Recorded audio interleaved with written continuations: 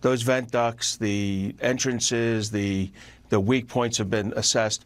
We're not going to know the exact, unless there was an intense seismic event at the time of this attack, or some really good piece of BDA, very immediate BD, battle damage assessment.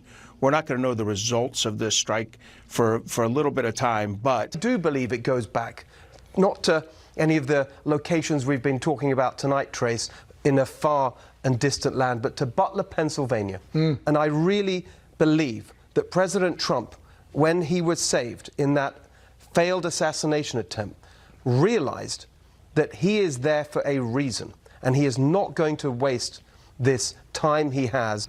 However, I think it's important that we take note of what they are capable of doing in retaliation.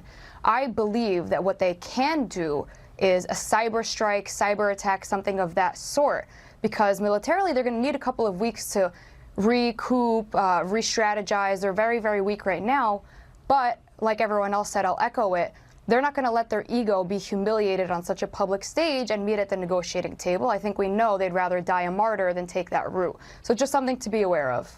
Yeah, we will be. That is exactly right. Breaking news, Iran now asking for an emergency meeting of the UN Security Council over the U.S. strikes. It goes on to say Iran's ambassador to the United Nations has asked for an emergency Security Council meeting for what he described as the U.S.'s heinous attacks and illegal use of force against Iran. By the way, I'm going to continue writing it, but Rabbi, we have just talked about this because the UN Secretary General came out and said, oh, it condemned the whole thing. They're going after it. Ambassador Ahmad Sewadi Irvani said that the UN's most powerful body must take all necessary measures to hold the U.S. accountable. Now they want accountability. The people who are behind the Houthis. Right. Exactly.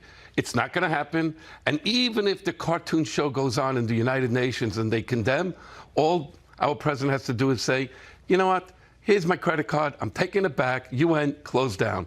This is a joke.